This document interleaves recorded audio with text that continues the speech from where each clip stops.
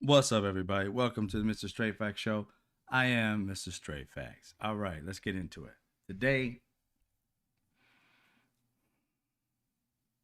you'll notice the name of this show is called the NOMAD. The NOMAD Strikes Again. NOMAD stands for No Merit Administration. This administration has zero merit to be in the position in which it's in. Donald Trump is not smart enough to be a president. We all know that. Comes out today, not from a Democrat, or at least it used to be a Democrat, but not from somebody who gives a damn about democracy. No, the one band blonde hair Tulsi Gabbard, that lady. She is trying to give the idiot president an opportunity to learn about the PDB. Now, last time Donald Trump was president, there weren't a lot of sycophants around him. There were people who actually knew what the hell they were talking about, right? Even though they were Republicans, and not all of them, some of them were military men and women, and they were trying their best to give this man the PDB. Now, that is the Presidential Daily Briefing. Now, this daily briefing, not a lot of people may know exactly what's in it because we don't know exact verbatim, but we should know that it is information given to the president every day so that he and hopefully sometime she in the future knows the threats that are going on in the country, knows what's going on, like, whether it be threats to us or threats to other countries, cyber threats, things of that nature, key intelligence updates. Every day the world is changing, especially with this fool pissing off every country, right? And allowing what's happening over in Gaza and talking about we own it already. We ain't gonna pay for it. We're just gonna take it. And then pissing off other countries and then our allies. All of that. You have to understand there are countries that always hated us and therefore are organizing to figure out how they can fuck us over, right? Don't think it ain't gonna happen. What do you think happened 9/11? Every country is not afraid of us, right? There are many that are ready to go to battle with us. They're ready to die and get 700 virgins or some shit. You know there are many of them out there that want that to happen. And we need to be strong. And our president is not even reading his PDBs whatsoever. He's got like 9 in the past day. In this amount of time, last time he did like 50 or something like that. By this time, Biden had did 90. By this time, Obama had did 63. This man's in like 9 or 15 or something like that, and they're forcing him to do those. So much so, we got a president now, ladies and gentlemen, that is literally a paint by numbers president. Some old Sesame Street shit. He needs video and pictures to educate him on his fucking job, which tells you something. That last time he was president, he wasn't doing his job. Who's running the country? It's his job to keep us safe. And he's not learning the information in which to make us safe. So why are we thinking that this man is working for us? He's too busy going over getting $400 million planes, but he got time for that. But he ain't got time to read the daily briefing to keep America safe. He should know what's going on. If he doesn't know what's going on globally, like it ain't even all about just its intelligence. It's about covert operations that are going on. It's about like global economic or energy shifts. And you know he should know about that, but he's not getting the information about that. He's the one that's effing with everybody's economy. By Trump throwing these tariffs on, it's not just effing with our economy, it's effing with others. And these other people are saying, F America, let's figure this shit out because we're not going to put our people through hell because America's got an issue. That's why you've seen these other countries who don't even like each other, haven't had any kind of real relations with each other, having meetings with each other and sharing and buying certain products. I posted a video, I think it was on, I haven't posted it yet. I'll post it. I think I got it from Instagram. I'm gonna put it on online and discuss it. But there's a lady who explains it very well, and she does it on her chalkboard or dry erase board, and she's explaining how all these tariffs work and how Brazil is taking over a lot of what China used to deal with us, especially in farming.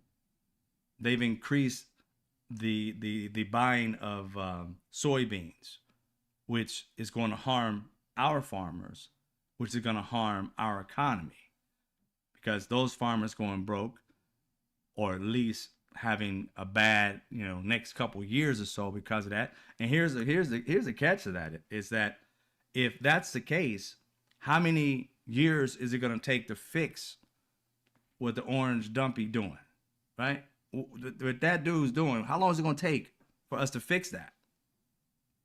If China goes and gets soybeans, and not only that, rare earth minerals and things of that nature that we need them to get from us and we need to buy from them in other places. If that happens, America's going to have to wait a long time, because if they go to other countries, they don't need us for them. And if they start working with each other, they're going to have these rare earth minerals, and we're not. These are things that are in briefings that this man is not taking.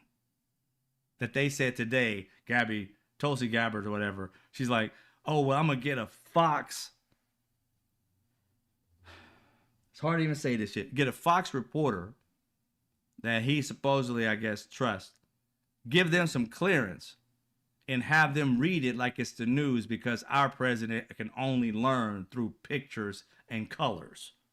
He can't read worth a damn. He can't comprehend words, so he needs people to act it out in front of him. Why the hell did they elect this man? They knew he couldn't read the last time. We've seen it with our own eyes. On stage, this man can barely read. And these people have been propping him up. Who's running the country? Because it sure as hell ain't him. If he hasn't, these whole 100 days, he hasn't looked at the presidential daily, same weekly briefings, daily. That means about 85, 90 briefings he's never had. Somebody else has been taking this information and making decisions, because dipshit hasn't read it. How does he know?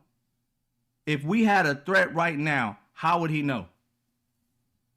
How would he be able to make a decision? He doesn't know what's going on. They're making all the decisions. The Heritage Foundation, all his little minions around him that wrote Project 2025, they're making the decisions. They're running our country, and they have Sir Dipshit just being the figurehead. Well, they're in the background destroying everything that our democracy is all about.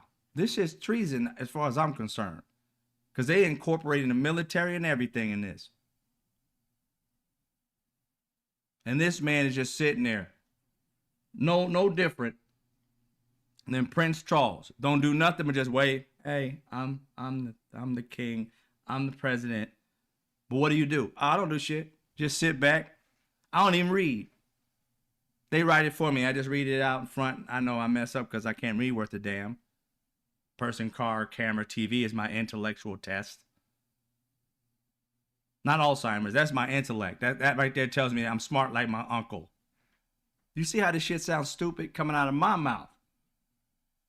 Out of his, the president. Nomad for life. Nomad for life is what these people are about. The no merit administration. He don't even know about another part of his domestic intelligence, like what's going on domestically. Has no clue. Has no clue. He's literally had less than, I think it said 9 or 10 or something like that. Somebody had 15. I'm trying to remember the 15 number. I was trying to give him credit for 15, but I think it's somewhere in the single digits. In over 100 days. Over 100 days. This man has no clue what's going on in America. And we want to, and these MAGA people want you to believe that merit means them. I don't remember ever in life, in history, that a Democrat had to have somebody paint pictures with numbers for you to understand how to do your fucking job and you consider yourself qualified.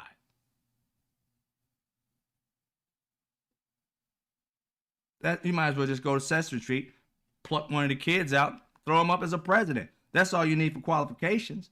Just read it to the kid, act it out. They might want to throw Big Bird in there and shit every once in a while just so he can get a little happy. Maybe a little Ernie. Throw something in there with a little chuckle, make him laugh a little bit so that he can kind of like get some emotion out of him.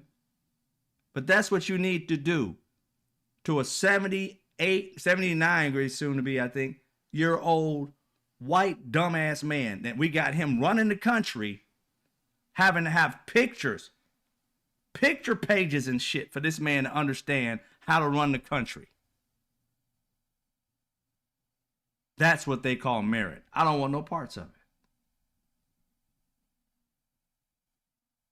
It's comical. Can you understand what every country is thinking about America after realizing that the dude that's running our country needs a fucking coloring book to learn how to run the country?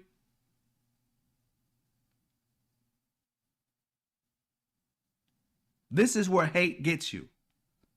It gets you to dumbassville.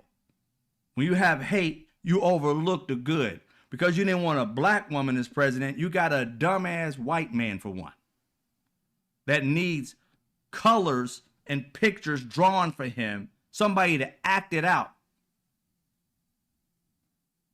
Like we on fucking Blues Clues or some shit.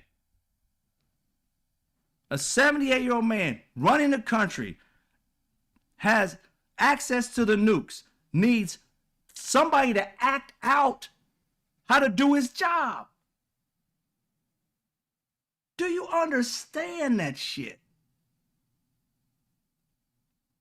There ain't a black person on this planet that has ever got a job where somebody had to say, hey, look, you know what? You want a manager? Okay, cool. But every day we're going to come in and teach you how to do your job. I mean, but shouldn't I know it already? Shouldn't I already have the merit? Oh, no, it's all good.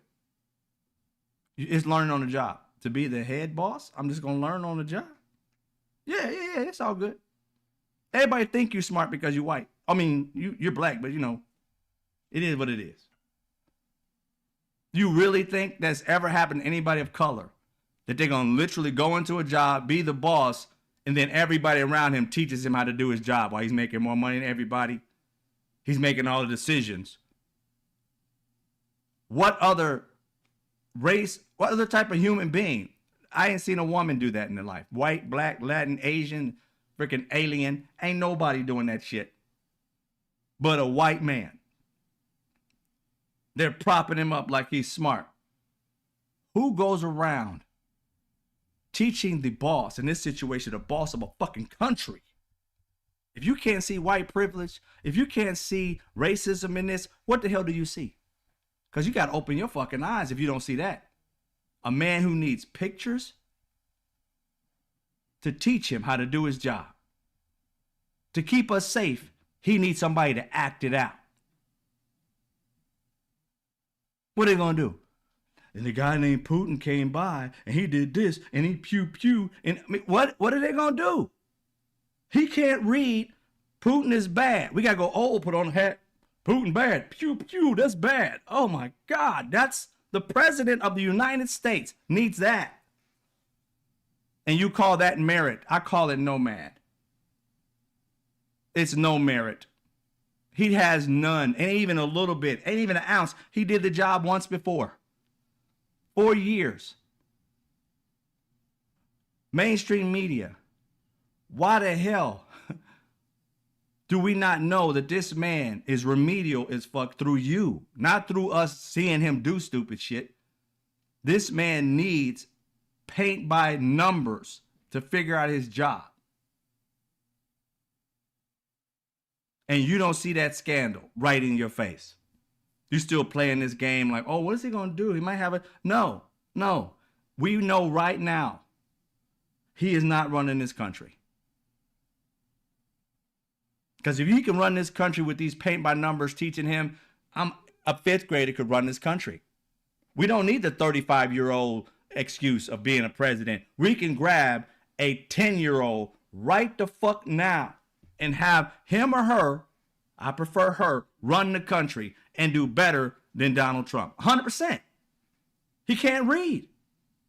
He can't comprehend the presidential daily briefings. The minimum of your job is to know what the fuck is going on in the country that you're running, and he doesn't have the time nor the talent to read. So much so that the people around him are making shit up to try and get it into his thick skull, not realizing at 78, he ain't learning no new tricks. You can go and you could write a play every day and perform it in front of him. He ain't gathering that shit. You can't make somebody smart at 78. The idea of trying to pump into his brain something that he can't comprehend through reading? Do you understand how low America has come to define a leader? We are the laughingstock of even the dumbest country in the world. I don't know which one that is. It might be us. But we are the laughingstock. No other leader has had their leader so debased by its own citizens that they need remedial help to run the country.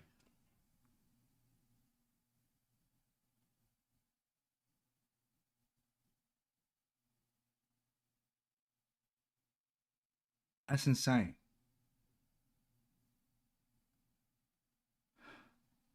It's insane. It is insane that we are literally saying this about the leader of the country. We went from,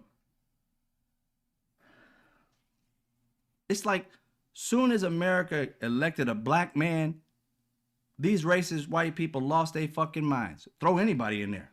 Throw anybody. Just anybody white. Just throw a white guy in there. It's all I care about. White guy. Oh, he's smart. No, he's not. Well, he's got to do better than Obama. They're trying to prove the dumbest white person is smarter and better than a smart-ass black person. It ain't true, yo. They've been lying to you. President Obama runs circles around this dude. President Obama got more common sense in his excrement than Donald Trump has in his whole body. Obama craps out more intelligence than Donald Trump has held in his entire fucking life. And they're trying to prove the opposite. It's not true.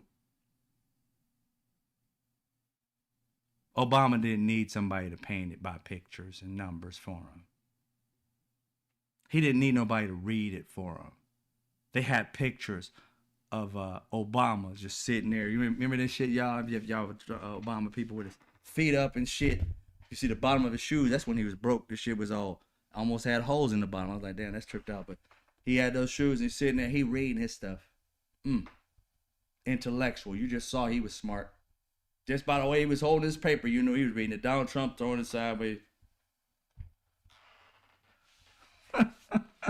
It's a goddamn shame, yo. It is a shame. These people are sad. These people are sad. The NOMADs, the No Merit Administration, not a one of them qualified for their job. Not a one. Not a one. And even the ones that we thought that had some intellect, the Republicans who were in office prior to dipshit Don, right? Those people were like, we didn't always agree with them, but we thought, and most of them are gone now. We thought like, oh, you have, okay, you got some education, you have something, you know, we can go back and forth, agree, disagree, whatever. Nah. All these people are gone or they're capitulating to Trump because they're scared to lose their job. I don't understand something, y'all. Maybe it's me. Maybe I'm a different type of American. I'm not sure. But it ain't no job worth having. First of all, if I can't do a great job at it, I don't want it.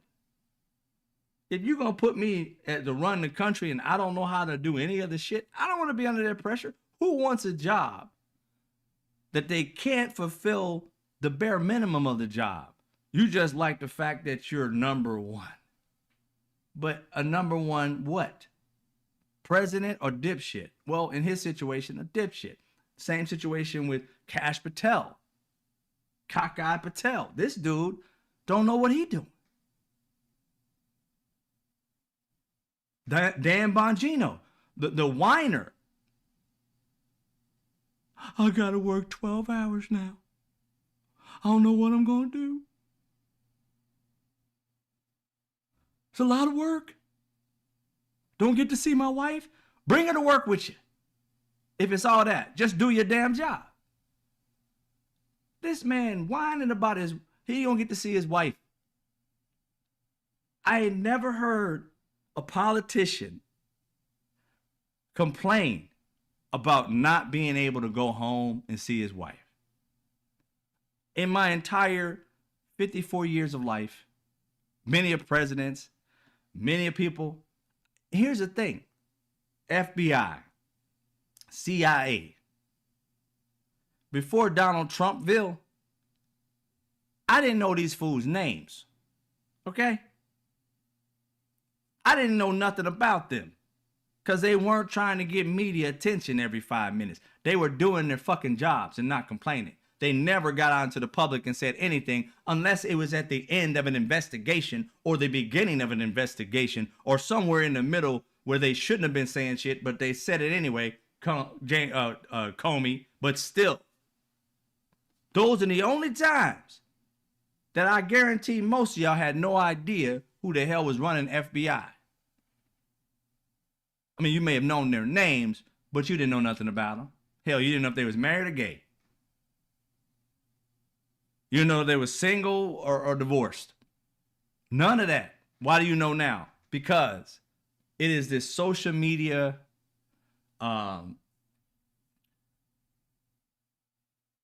television show, reality show, presidency crap. Everybody wants to get some media attention. Get some followers and some numbers. Do your damn job, Bongino or Ben, whatever the fuck your name is, and shut the fuck up. We don't want to know what the hell you're doing except for doing your job. Same thing with Kash Patel. Keep your cockhead ass back outside in your office and close the door and do your work. Nobody want to see you talking about shit unless you doing something. Out here lying to your people because you and these two nuts were out here telling everybody, oh, we got a conspiracy theory here and a conspiracy theory there and a conspiracy theory there. And now you're being called to the mat by your own nut jobs. Your old two-hat team out there saying, hey, what's going on with this? What's going on with that? And you having to come out and tell people on this news and shit like that, oh, the dude, he killed himself for real. I seen the evidence. He killed himself. Oh, you mean tell me you went out and spat and bitch and moan? Made millions off of these dipshit ass Republicans on your little show? And then all of a sudden now, after you done made all this money off of them, you come out and tell them, oh yeah, you know the pedophile dude? Yeah, he killed himself. And then it looked, like I said, you gotta look at that video. Look butthurt when he said it. But his MAGA people didn't realize, oh, there's one lie right there. So what else are you going to come out with? No. They want to know more about the other conspiracy stuff. And I'm waiting for it. I got popcorn. I'm ready. I'm like, yo, come on, bring out the next one. You know what's going to happen? They're going to start some fake-ass investigations about some of their conspiracy theories, which they already got the evidence of. They're going to spend millions of dollars of our money chasing shit like James or what's his name? Not James Comey. Jim something. I forgot his last name. That they had that investigation of Joe Biden's son and tried to attach Joe Biden to it. That guy. Old blockhead dude. Him and the other Jim. They were both trying their damnedest and they spent millions of dollars doing an investigation, coming out every week on Fox. We got a lot. We got something next week going to blow your socks off. We got this, we got that. And then be like nothing. A whole 2.5 years or so of that. And then it disappeared. It was only used to try to get the American people to think that, hey, Donald Trump is being persecuted for something he didn't do. Then once he was on his way to win, all this shit disappeared. And these nitwits can't figure out they've been lied to this entire time. Like, where's the rest of the investigation? Where's the evidence that they promised you? They don't care about this damn evidence. If they did, they'd be still on him about that particular evidence. They're not. They're moving on to other conspiracy theories, and they haven't been able to do anything. Mark my words. A few more investigations going to come up from Bongino and the other dude. Jim Jordan, thank you. But there's other one, Jim is the blockhead dude. I forgot his name. He's another one. There's two Jims. One of them was he was the head of it. I used to love watching them go after him during that investigation. I'll remember his name here in a minute if nobody else remembers it. Comer, I think it is. Jim Comer, yeah. Thank you, Monica. So they were having this investigation every week, coming out, talking about, hey, we got this, we got that, and never came up with anything. Nada. Nothing at all. And these Republicans don't even realize. Thank you, Skinny Raccoon.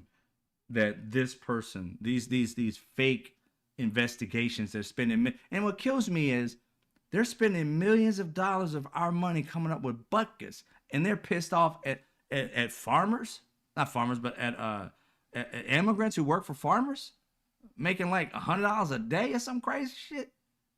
You have no problem with these Republicans spending millions upon millions of dollars going down a road they know is a dead end from day one. Spending years and millions for something they knew from the day they started it. It was only used to sucker people that Donald Trump wasn't as bad as he actually was. It amazes me how people intellectually, it's like these people make an average person feel like a genius. That's the scary part. If you got a modicum of intellect, you're light years smarter than a MAGA. Light years. They are suckered easily with hate. That's it. That's all it takes. I hate gay this, I hate trans this, I hate this. And they are suckered in. After you tell them that, you can say, you know what, if you jump off this bridge, you'll bounce. And they're like, really? You can bounce? Jump right off of it to their deaths. Have no problem with it. In midair, be like, I can't wait till I bounce. That's pathetic. It's funny too. That one caught me. That's stupid. They would jump off a bridge after you told them a couple things they believe. They'd be like, oh yeah, man, so, yeah, I'm telling you, jump off this bridge. You go bounce right back up.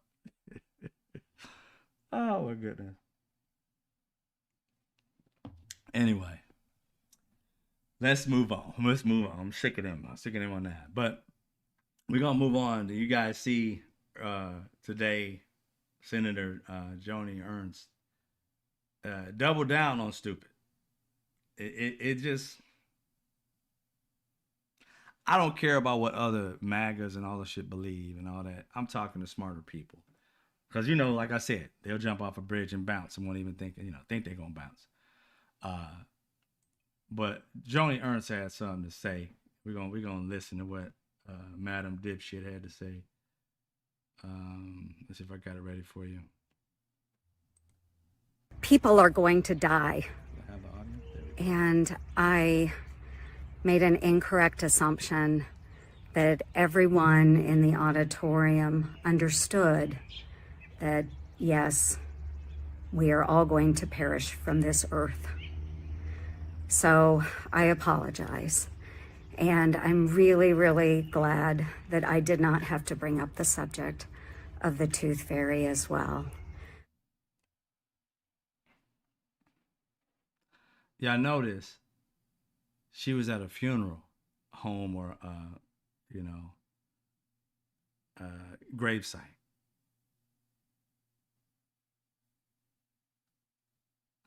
I want you guys to kind of better understand, like you said, at a cemetery. Yes, Monica, the cemetery. I want you guys to understand something. Just the idea of that video and what she had to do it. You understand me? She had to literally think this was a great idea while she was at work, while she's supposed to be either doing some kind of work within as a senator. They're not on break. So she's working right now, supposed to be working right now. And so this lady took time out of her day, right? And decided to go to a cemetery, visit a cemetery. I don't know whether the cemetery was on her plans today, whether it was a cemetery for military people or for a family member or whatever it was. But she knew she was going to go to a cemetery and respond to this, disrespecting all the dead people behind her, which she was using as a prop. The dead people were a prop. She didn't think nothing of that. This is how cold-blooded these people are. She used dead people as a prop to get her point across that she don't give a fuck about her constituents. Because, ladies and gentlemen, the people who are asking her questions, you have to understand, she's in a heavily Republican area to actually she represents. So those constituents she was talking to about you're going to die anyway were Republicans that are worried about what's going on with Trump. And she thinks that anybody that goes against Trump is not a Republican, or at least not MAGA. And she don't give two shits about her own constituents. She didn't come to say sorry to her constituents. She came to flip them off while flipping off the dead at the same time and thought that was funny. You get this light before somebody have a seizure. Don't want to do that. That'd be messed up.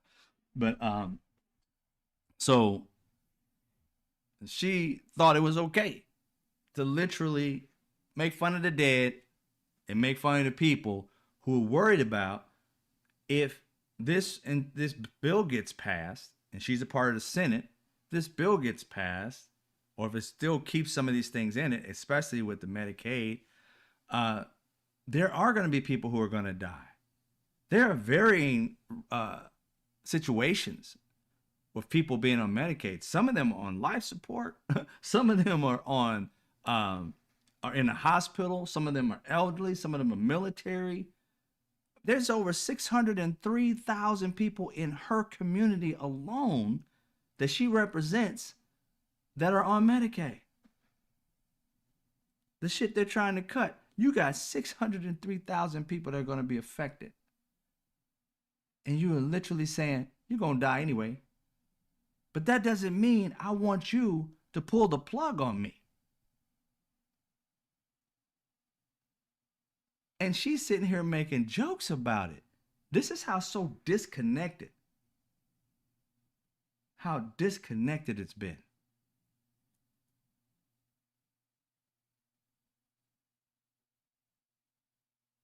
And I don't understand it. I don't understand amongst your own people. Those aren't Democrats. Her own people, she is saying fuck off and making jokes about it.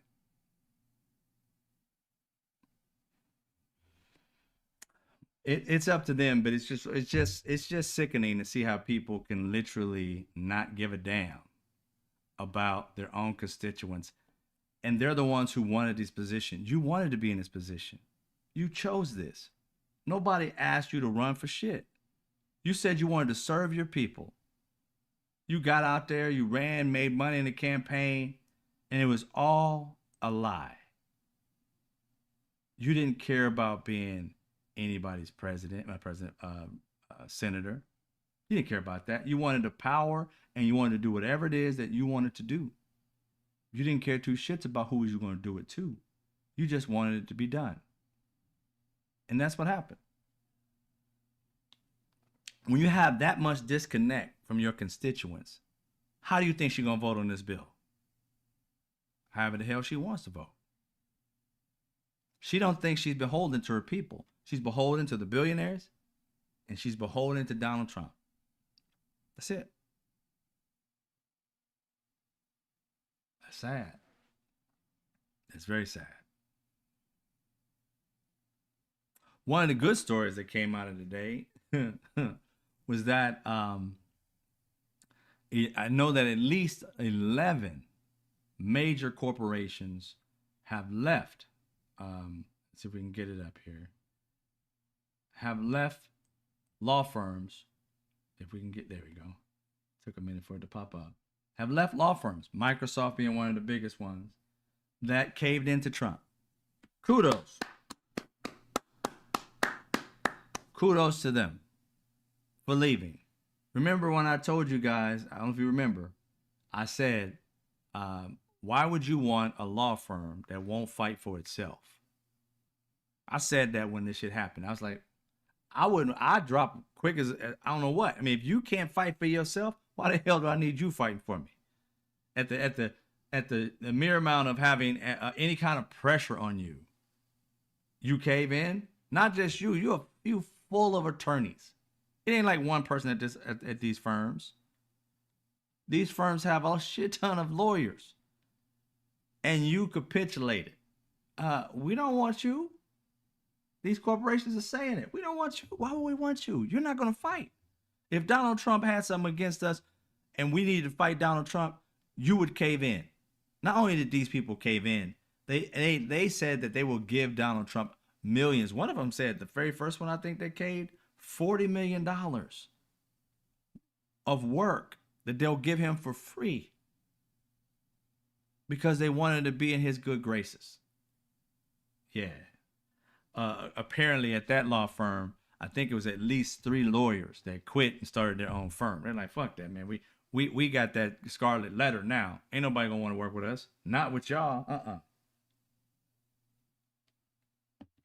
So it was we got some more. Let's see, it says that at least 11 companies, including Morgan Stanley, Microsoft, Oracle, cut ties with some of these lawyers.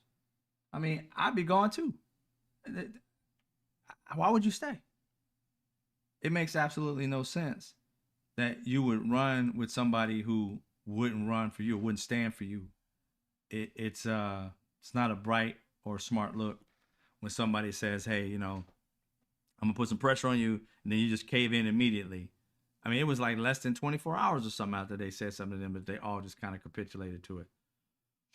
But, you know, I get it. I get it. Not them caving in, but I get these firms leaving because they have their interest and they need to fight for certain things, and they're going to have to fight. Some of these corporations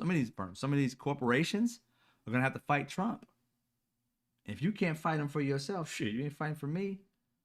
Now I think there's like 9 law firms or something to that nature in the single digits that is sued Donald Trump for just this, you know, this tactic.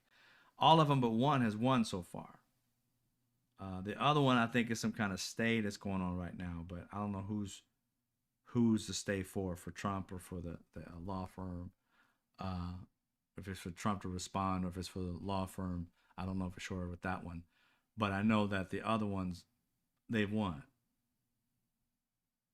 Now, I don't know preliminarily because Donald Trump is going to, you know, he's going to appeal for like 700 years until he finally gets whatever the hell he wants, or they kick him out of the courts.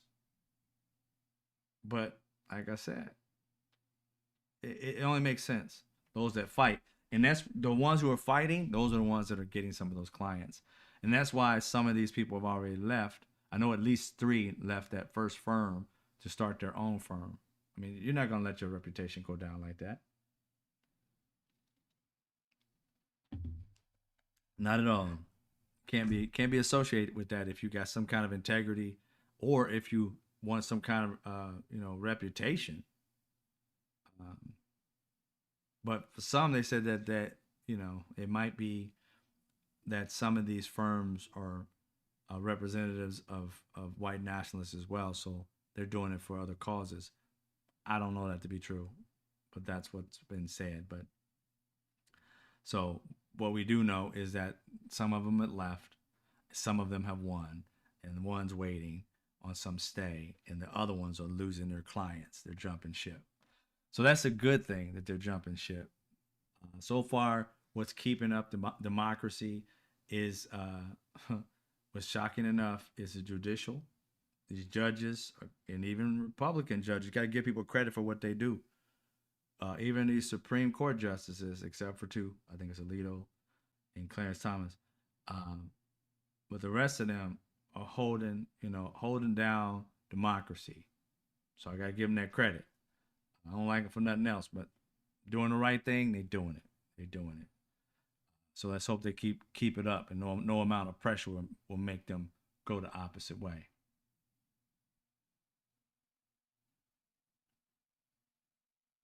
Yeah, exactly, Monica. I know you're talking about in the section of the bill that makes it hard to stop this administration when they're in contempt of court. Yeah, that's the one big thing that that they've been talking about, that we even actually had the video about, that people are getting mad about, saying, hey, at these town hall meetings, we got to get that out of it, and that's got to be something that's got to get out of the Senate, and hopefully they don't put it in there. We're waiting on them to go through their process and determine what they're talking about. But again, the MAGA people in the Republican sphere in the Senate, those people are going to want to put it in there because they're obeying their orange master. But yeah, we have to do more about that. I'll probably do a show about that, or at least a segment about that tomorrow, to get more details out about exactly what it is and where it's at and all that. I've been downloading pieces. It's like 900 pages, and going through pieces of it. So we'll do more about it. Thanks, Monica. All right. Another thing, I wanted to kind of go a little bit into depth on this next thing, based off, and it's a short clip of the White House Deputy Chief of Staff, Stephen Miller, that he did. I think it was this weekend, or at least it may have been last week, end of last week. But he said something. It's a very short clip of what he says, and that's all that really matters. And we're going to expound on that, on how what he says means more than just a snippet of what he's saying, especially coming from this racist, this nationalist. But let's get it. Let's see. Just gonna clear my throat. I don't know if I got the audio. Do I have it? Let's do it. Did this White House have concern about drug use by Elon Musk? The drugs that we're concerned about are the drugs pouring across the southern border. Next question.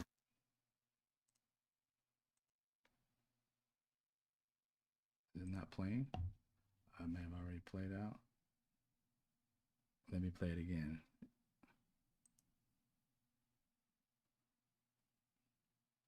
Did this White House have concern about drug use by Elon Musk?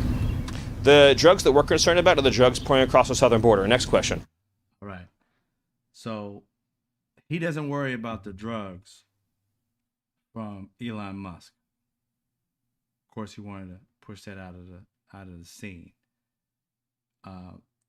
He wanted to push the drugs of brown people. See how slight that was, but highly racist. Highly racist what he just did. He took down the idea of the guy they brought in not only being a drug addict, may have taken drugs while on the property, because if you guys saw it last week, he was in that meeting with Donald Trump talking about this last day. He's all doing all that shit. The drugs may have already been on the property that he took, right? So he doesn't want to talk about that yet, though. When there were drugs, the cocaine found in the building, they was trying to put it on Biden and his son, like 100%. They were going off on it for like, I don't know, at least a month. They'll still talk about it every now and then, but they had it going for at least a month straight on these podcasts and news right wing. But this man is on multiple drugs, admittedly on ketamine, right? Comes in blown out of his mind. They ask about it, and he pushes it off to the border, southern border at that. Not with Canada, brown people, the people in which they're persecuting. That's where he pushed it off to. I want you guys to have a better understanding of drugs in this country. In this country, the richest culture in this country are people who are of what we call white, which is, again, a social construct. It's not a real thing, but that's what we call it, right? They have, on average, more than black people, over 10% wealth more, 10 times more than what a black person has. A white family has 10 times as much wealth. So if I got, 100,000, you got like 10 million, or what the hell it is, if I got the numbers right. But if you said 100, you got, or 1,000, you got, 10,000. That's how drastic it is on average. I'm saying everybody has that. That's true, and there's been a lot of systemic racism that had happened throughout history that made that happen. The housing boom, they built suburbs, they excluded black people from buying them, things of that nature. So that's what created this big wealth gap, right? Now with this wealth gap, of course, you got people from all walks of life that have either done or either sold drugs. Now, in the 80s, it is a known fact that drugs were dropped off in certain communities for people to use, for people to sell, and they started getting these people hooked on certain drugs, right? And then people started selling to make a living because they weren't getting jobs and so forth and so on. In this country, the people who can bring massive amounts of drugs into this country are not of color. That's who you get to see that are selling it. They may have it for distribution to be able to hand it over to their gang members so they can slice it up. But the people selling these drugs aren't in poor communities. They're behind gates. The people buying these drugs and bringing them over here, they have distribution, y'all. They have lawyers and judges in their back pockets. They got agents that let these drugs come through in their back pockets. They're bringing them in on big ships, not in nobody's, anal cavity. That's too small of a load to be brought over here. They ain't bringing 15 million people here to put an ounce in their butt crack. No. They're bringing them over here in truckloads, train loads, underground. This is a huge network. Tell me where you know black people or even brown people who have that type of network in this country.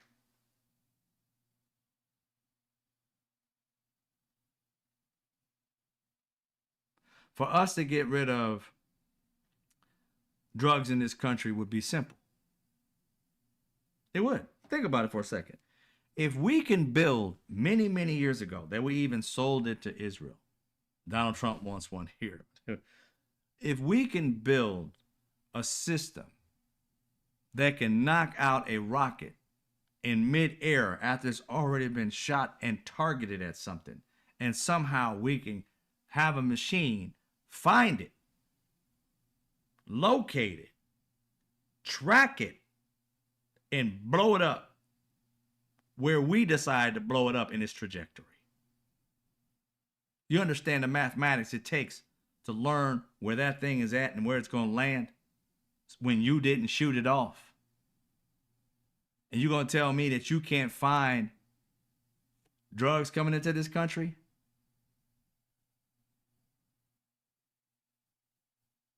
At this point in time, You could literally figure out just the makeup of a drug, what it smells like or whatever, and have a robot find it on any human being, even if you had it somewhere else and it's just on your body, like the remnants of it can be detected. And they want you to believe that, oh, just so much get in, we just don't know how it's happening. It's over the border. Tell me how a place that you highly police, you're missing a lot of drugs coming in. I want to give you a better understanding. Thank you, Being Local, for your donation. I want to give you a better understanding of this. Okay? Black and brown people know that you're highly targeted. Right? If 5,000 black and brown people come through over the border, you best believe half of them at least are being stopped and checked. If 10,000 white people are coming across the border, I guarantee you it's probably less than 100 that will be checked. So ask yourself the question. Don't put yourself into an American citizen's mind. Put yourself into the mind of a drug dealer. Maybe even a cartel dealer. You know what I mean? Somebody who's making hundreds of millions of dollars. Not your little minions who's selling it for you.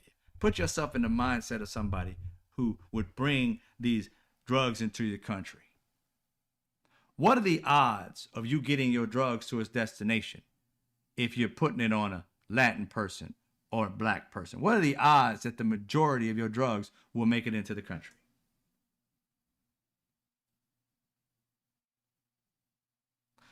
Very small.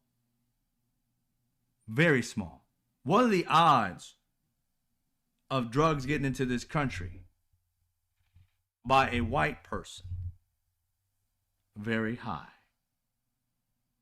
If they barely ever check white people coming over the border that are Americans, and they highly check and over police black and brown coming over the border, and I'm a huge drug smuggler, I'm not putting my shit on anybody black or brown.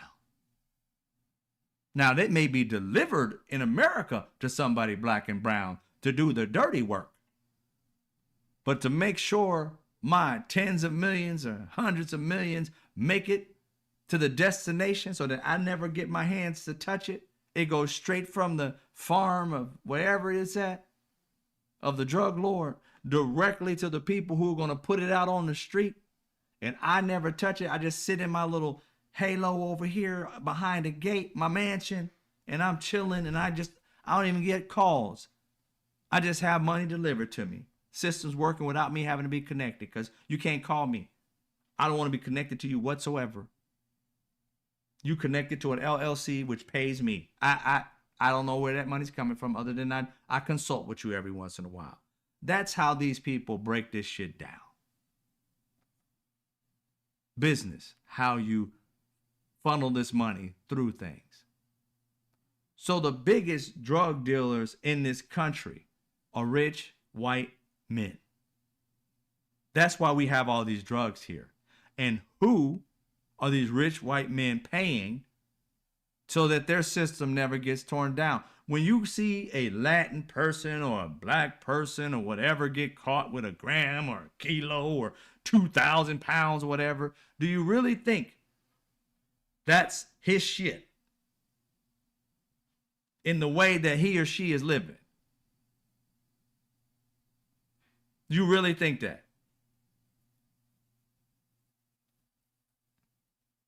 My question to you, why have you never, ever seen a multimillionaire or billionaire white person ever? In my life, I haven't seen it. Maybe you have. Get arrested for this kingpin shit that's got to be going on, because there is no way that it's just people of color. There's no way. It'd be done by now. Ain't no rich white people in this country are going to allow black and brown people to make all the money from drugs while white people sit there and like, What? He's making how much a week? No. He's gonna have to cut me in. He's got to cut me in. You don't think that shit happening? You crazy. Yet we never see them get arrested. Never.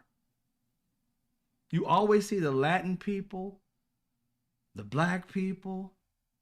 They're the ones getting arrested. Because they're the low on the totem pole people. Because if you caught the big people, the drugs would stop coming in, wouldn't it? At least for a while. It just keeps on moving. Why? Because there's more than just that team that they have. They've got every poor community, middle class community working for their rich ass. All they do is transport to another person. You know what? Your shipment for Miami, the one that was 3 million, yeah, it got shut down. What about my one in Chicago? What about my one in LA? What about my one in New Mexico? What about my one? No, those are all good. Drugs can't be in this country with small time dealers. They couldn't get it across the border. If they did, it'd be seldom. Again, mule type shit. That ain't enough for what this country has and the issue it has.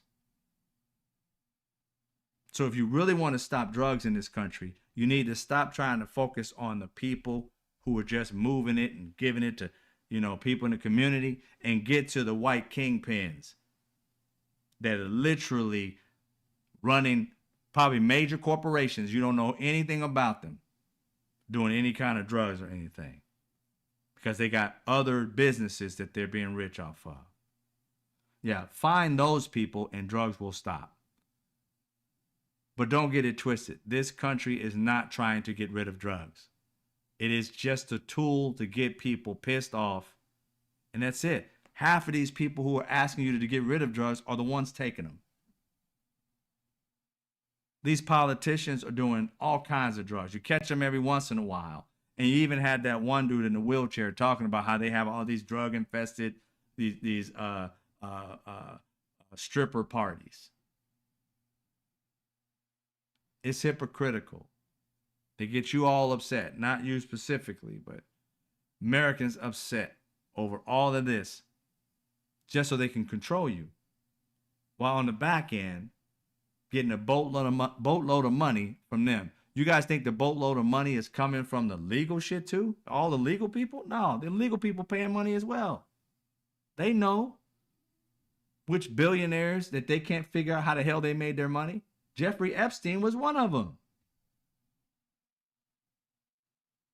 Everybody was questioning, how did this dude become a billionaire? He was doing all this, he was managing money, but he wasn't born in a rich family, was he? Still a mystery after he's dead.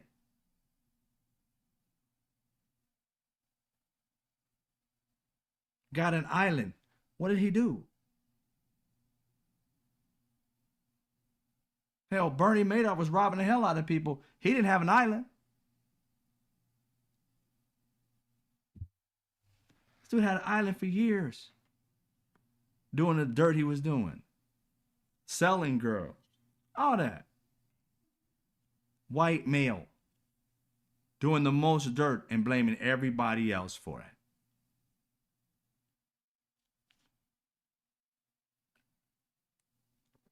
And it's not all white men, so don't get there with me. I'm not talking about all white men. I'm just saying, if you really want to look at it, and I'm not saying any other race doesn't do it. I'm just saying, if you want to get it out of the country, for real, you have to find the kingpins.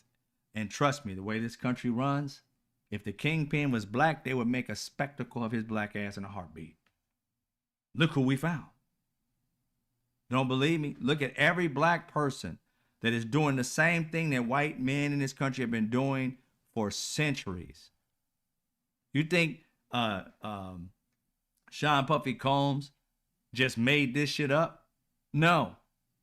All he did was make a carbon copy of other billionaires that he's hung out with and made his own little harem. He was probably doing the same thing with other people, and he was a young kid at the time being played. He just made his own world just like that one. It goes back. They fall out of line with people. they get caught for what they do. You don't see the white people who taught them how to be this way.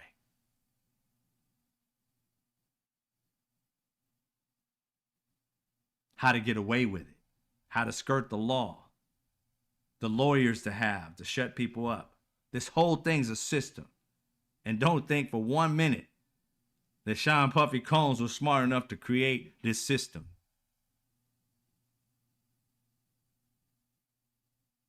He was following the game plan of many people before him.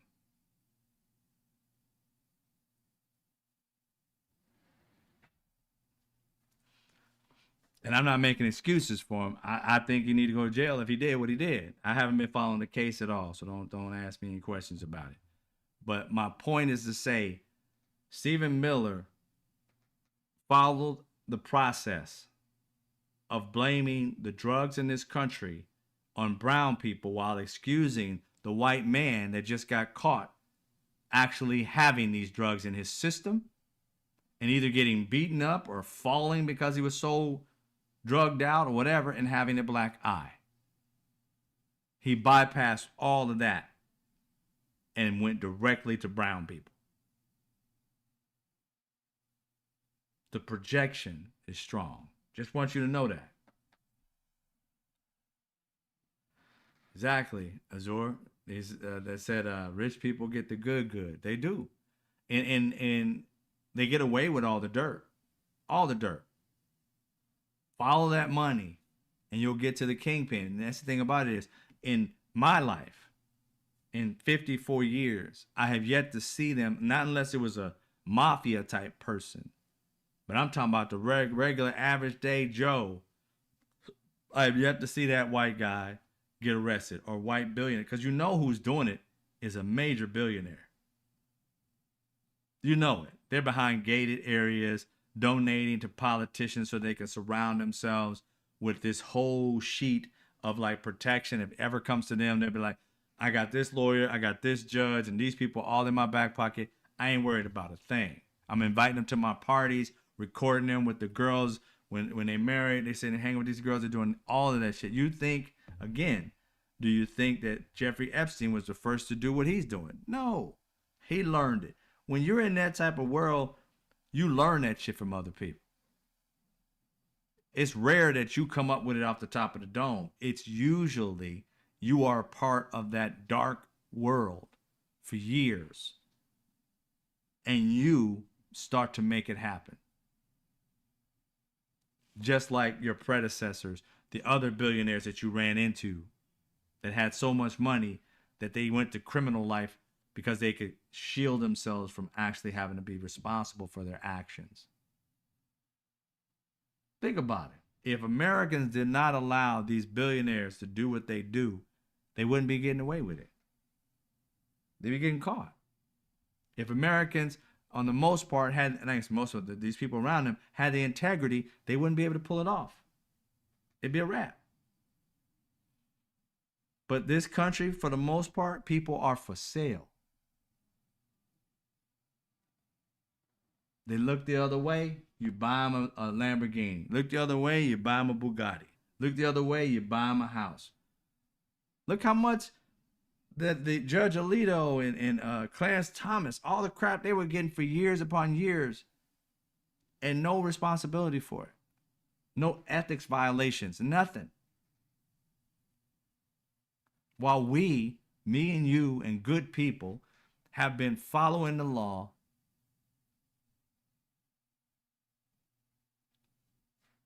for the most part. You know, people speed and things of that nature, get parking tickets and all that shit like that. I get that. But I'm talking about we ain't out there doing no kingpin shit. We ain't out there harming human beings for the hell of it. We doing everything we can to abide by the law. And they out here just willy-nilly, I ain't worried about the law. I'm above all that shit. And then when they get caught, poor people always give them free. Give them free. For what? They knew what the hell they were doing. So willing to let the rich kingpins and queens to get off of what they do. To me, it sounds like when middle class or poor people are always trying to fight for a rich person's freedom. Now you're innocent until you're proven guilty. But when it looks like you're guilty and the evidence starts piling up, you still got this poor middle class to be like, he didn't do this. You got to understand why you're doing that. Question yourself why you would say that, because you're trying to put yourself in their place. If you are trying to let somebody get away with a crime they committed, you're saying to yourself, I will commit the same crime. And I don't want to go to jail, and I don't want them to go to jail. You're saying you're more like them than you're dislike them. And at that point in time, you can justify the crime because you put yourself in that position, and you would say you would do the same thing. Because there's no way that you would look at something so horrific and you yourself put yourself in that position and say, I would never harm somebody like that. That's just horrible. And then you would vote to say, let them free. That's not the case.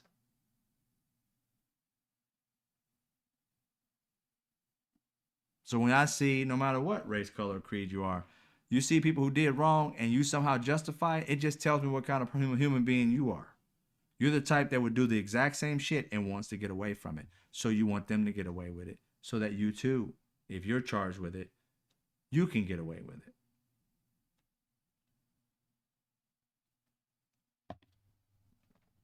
Good night, Monica. Take care. Got to eat dinner. All right. Much love. I got to eat dinner myself. I'm going to get out of here in a few minutes. But that's what I realized with that Stephen Miller. It was just a small clip. But a lot of times we overlook, sometimes these small statements are strong, strong statements that literally say to us, there is a process for one type, and then there's a process for another. Right?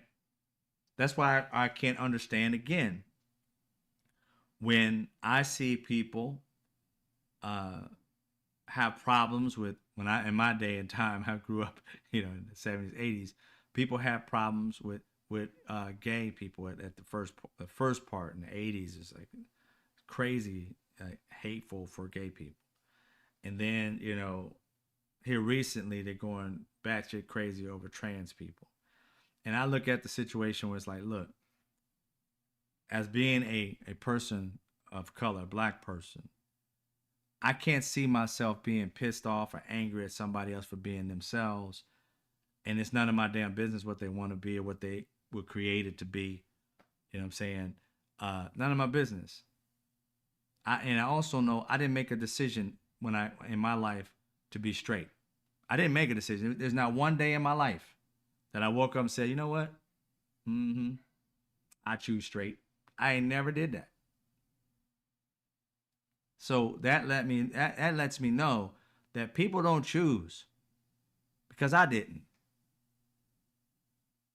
People discover because society tells you one thing, your heart and your mind and your soul tells you another.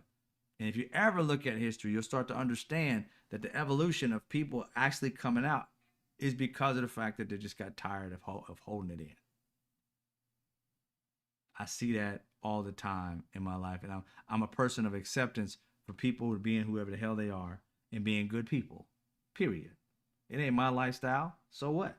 My lifestyle ain't theirs.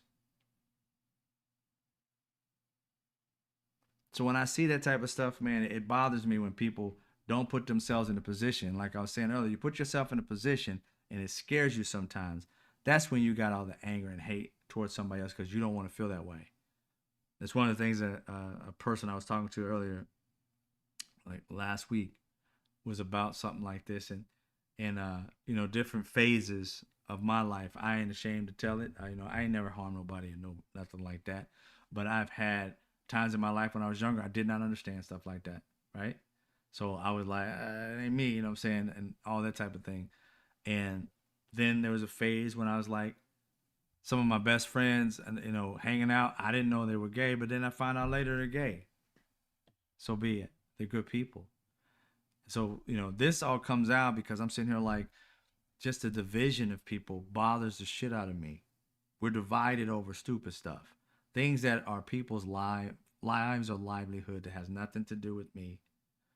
My sins, whatever I have, if there's something in the Bible or whatever, my God calls me home, my sins are going to be mine, and I'm only answering to my God.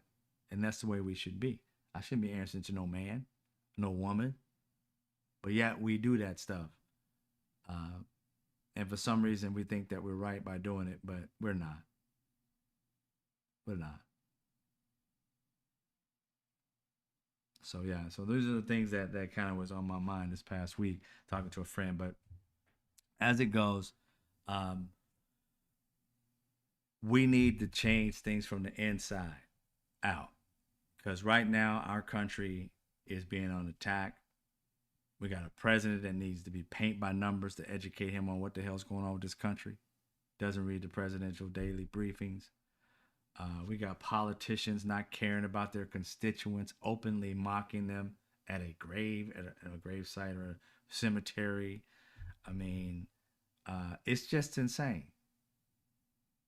And for us, at some point in time, the people have to come together and say, look, we got to stop this.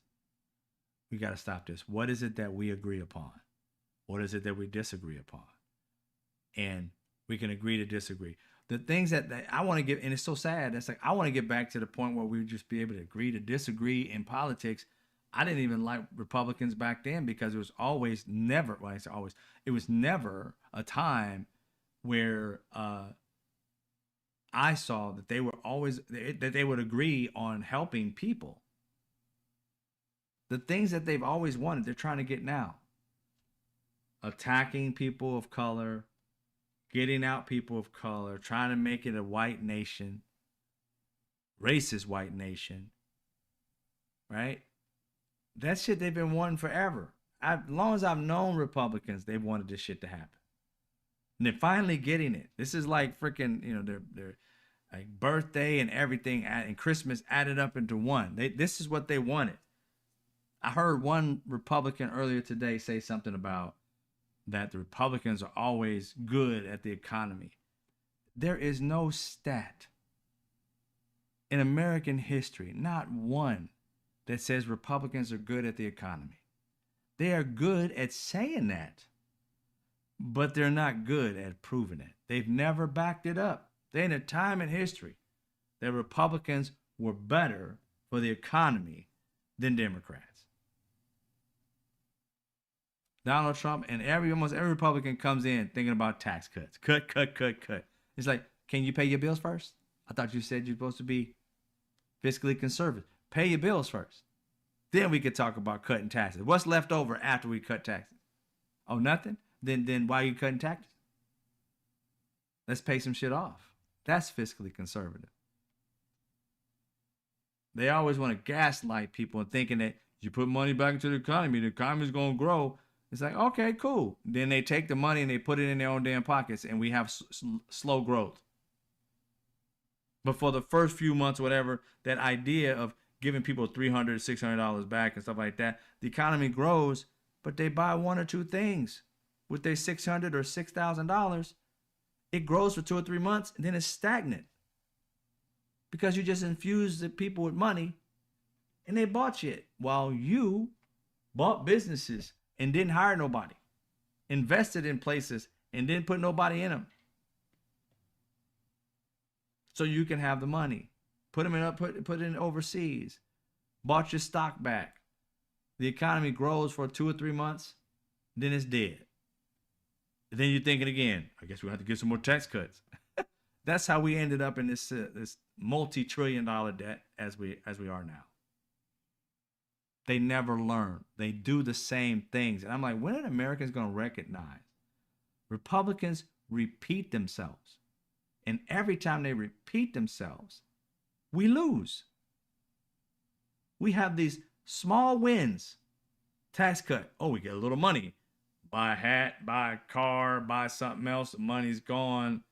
The price of everything goes up because we have no more money in reserves, things like that. And a dollar and all this stuff like that goes up. You're sitting here like, okay, everything's costing more. Well, no shit. It's inflationary to give people all this goddamn money at one point. Now, all of a sudden, you got this money, you done spent it all, everything raised up. Now, you spend $2,800 more for shit you would have got $2,800 less had you not taken the tax cut. They know that shit's going to happen. They just know that most of Americans don't know this. And if you don't educate yourself, the cycle continues. Thank you, DJ, for the donation. I appreciate you. Thank you very much. So that's why it continues over and over again. If the people don't break out of the cycle repeats itself. And I don't know about you, I get tired of seeing every year the same thing happens again and again and again. Good night, DJ. So I'm about to get up out of here, ladies and gentlemen. I want to thank all my members for being here. See you, DJ, for the donations. Benny Loco, appreciate you being here. Monica, I know you had to bounce, but I appreciated you being here. See, I'm gonna go back and look at everybody. Hope everybody have a good night.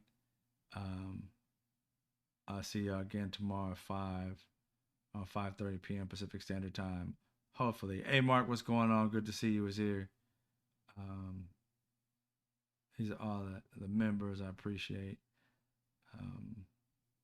Yeah, I think that's it. For everybody else, I appreciate y'all coming all the time, showing love, being responsible for your citizens and everybody else that you love and care about.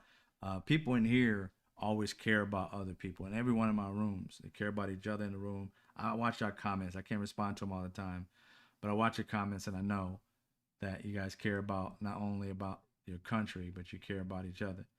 And that's what we need. People who give a damn. That's the problem that we have in this country. Too many people do not care.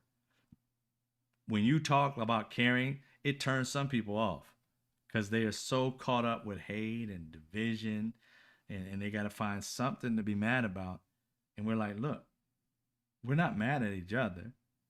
We know a certain group of people have lost their damn minds, but they're collectively batshit crazy. We have to be collectively smart, make better decisions, understand that we got to work together. And that's why I created a thing called Partners.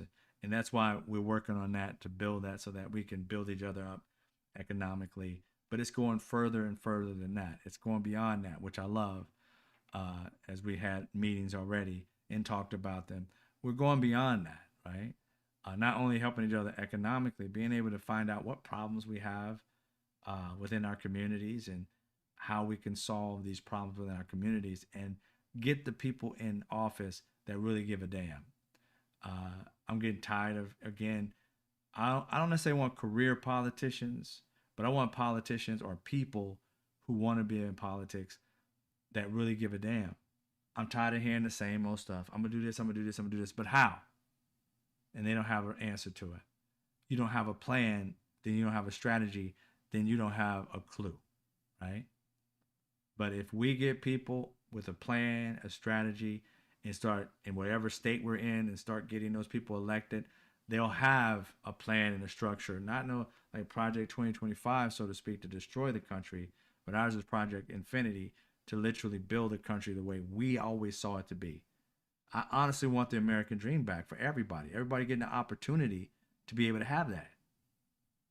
I want people to be able to have, work, to be able to pay a living wage for their families so that they can raise a family and not have to have 17 jobs.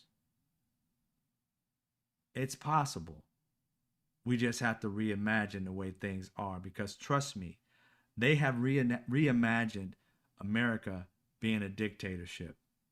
And it takes money and effort and time and consistency for that type of hate and power grab to be a reality in 2025. It didn't happen overnight. These people took years of consistent hate and disgust for others, and millions, if not billions of dollars back every time they got paid. They put money toward this to want the world in which they see. And if we want the world in which we see, we're going to have to do that. Put the energy, the money, the time, the effort consistently. Not just this month and maybe next month, maybe next year. No, consistently. We have to fight for love as much as they fight for hate. We keep thinking they're going to come to their senses. They're not. We keep thinking that he's going to lose. He's not. The only way they're going to lose is if we come together and have a consistent plan to win. Consistent, not just every once in a while. And that starts with helping each other grow, helping each other educate each other. That's why I love when y'all give me answers to some things. Like I miss people's names. Appreciate that, because that keeps us on a factual plane. We all have the same foundation of facts. And then, introducing new facts to each other. We're iron sharpening iron. And that's the part where we can only defeat them if we unify. That 30% has unified amongst hate, unified amongst white nationalism.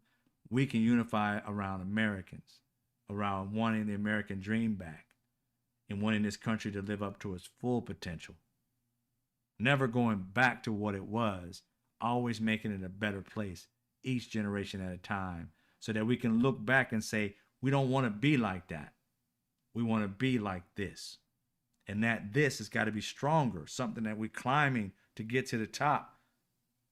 And never forget, just like we talk about tragedies all the time, 9/11, never forget. Well, American democracy, never forget that shit. The freedoms you have, never forget. And you'll fight for that just as much as they're trying to fight to take us back to a monarchy. They put their money, time, and consistent hate behind it. That energy is dragging the good people back because the good people haven't united. The good people aren't ready to fight for what they believe in. And don't wait till it's too late, where your loved ones being shipped off to a jail cell for no damn reason, where you can't speak like I'm speaking and getting arrested for it. They already went into Jerry Nadler's place and arrested, or at least they handcuffed their employees, saying they were hiding somebody when there was no record of anybody being hidden or even a protest in the community. We're going to throw them in jail. The girl's crying. They had no problem putting that woman through that trauma. They enjoy this shit. We have to enjoy fighting back. We have to enjoy doing better than them. If we don't, they're taking us their direction. If this is a tug of war, we're losing. Start pulling back. The weight of love is much heavier than the weight of hate. And if we don't recognize that, it's going to be way too late for us to come back. So if you ain't fighting for love and fighting for American and democracy, you're just letting go of the rope and allowing the hateful people to take over. They're in their place right now because love did not win. Love lost. Hate won. So start understanding that you need to start loving more, fighting more. Doing nothing does not help.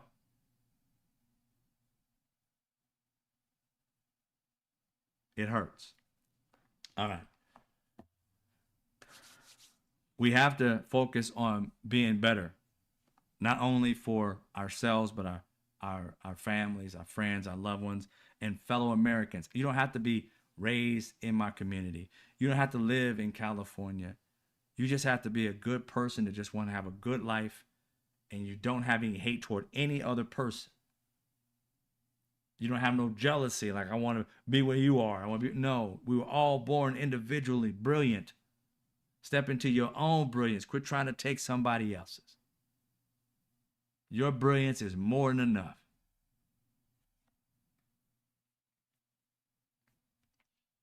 That's what I'm going to leave you guys with. Your brilliance is more than enough.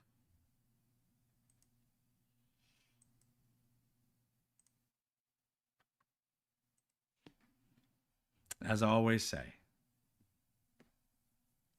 I see you when I see you.